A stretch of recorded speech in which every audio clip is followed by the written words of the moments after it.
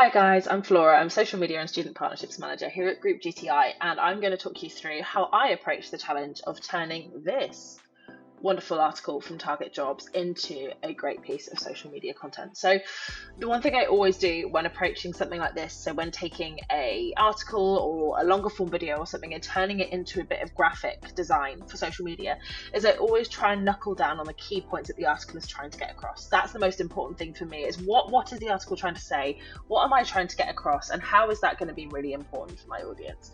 So what I normally do is have a read through the article, and I go through and I make notes, and you can do this kind of with a pen and paper, or you can do it kind of on a Word document or something, but get those key points out. You can literally just copy and paste them if you want to. It doesn't have to be anything too jazzy, but the idea is that you want to kind of get to the crux of what the article is trying to achieve, so that you can then turn that into a really great piece of social media content. So what you're going to be able to see is what I have created here in Canva. So this is a piece of content we put out last year, so you'll be able to see how I went through creating this piece of content and what it then looked like on the Instagram grid when we were done.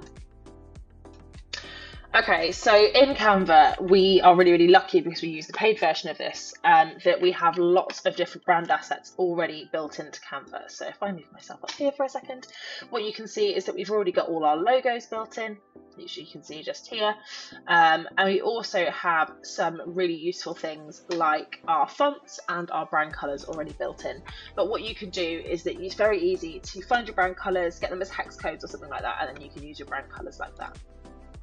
So what I did when I was creating this post is I decided that I wanted to keep it as simple as possible, but also didn't want to lose the detail of what our amazing content team had written. I think resilience is a really important thing for us to cover, and it's a really important thing for people when they're job hunting, especially when they're heading into their graduate career. So I really wanted to make sure that we got as much of the key information across as possible, whilst also being as succinct as we can make it. So having a scroll through, I really love these images, these kind of cartoony style people. I really love using them. I think they give a real sense of personality to the post, and if you look through any content I've made on our social media, you'll see I'm obsessed with this tealy colour that we use in the background. It's one of my favourite colours in our colour palette, and I just think it works really well for this post.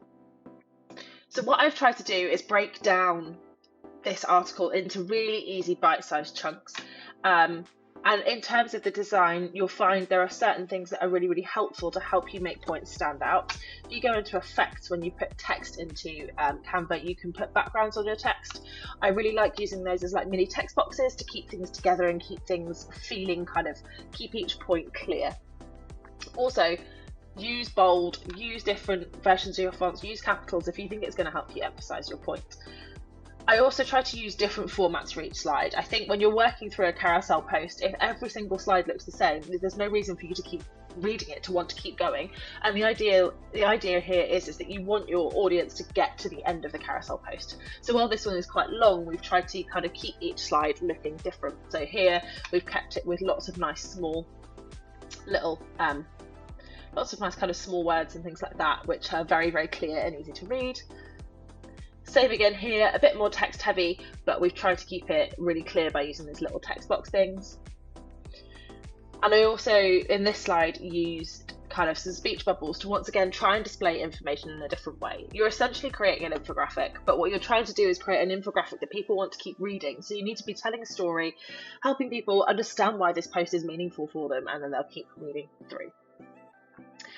And what we do at the end of all of our infographic posts is that we basically give the audience a guide of kind of how to find that article on our website, the Target Jobs website. I think what's really difficult is that when you're looking at an Instagram grid post, you can't provide a link. And yeah, you can post to stories and use a link sticker, but it's not going to guarantee a redirect. So what we try to do is make sure that the final slide of any of our infographics is a really clear direction. So if somebody goes to our website, they can find that article for themselves.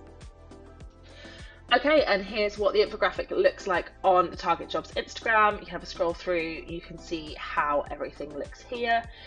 You know what, this is a solidly mid-range performing post for us. It's not the best post we've ever created, it's not got the best metrics in the world, but it is good. And what I like about it is that it's a post that we've come back to, we've converted into TikToks. So I think from our perspective, it's really, really important that the content we create and the work that goes into creating that content can be used to make other formats.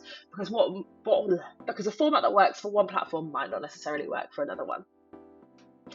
And finally, to give you an idea of the metrics that we value the most when we're creating this kind of advice social media content. So here you can see one based on our article about career lessons that you can learn from Love Island. What we really value when we look at these metrics, it's not just likes. Reach is important, but it's these saves here. This is the metric for us that's super, super important, because that's people telling us that this is the sort of content that they want to come back to, that they want to revisit, that they found useful. So we use this save metric as our real judge of whether a piece of content has performed well.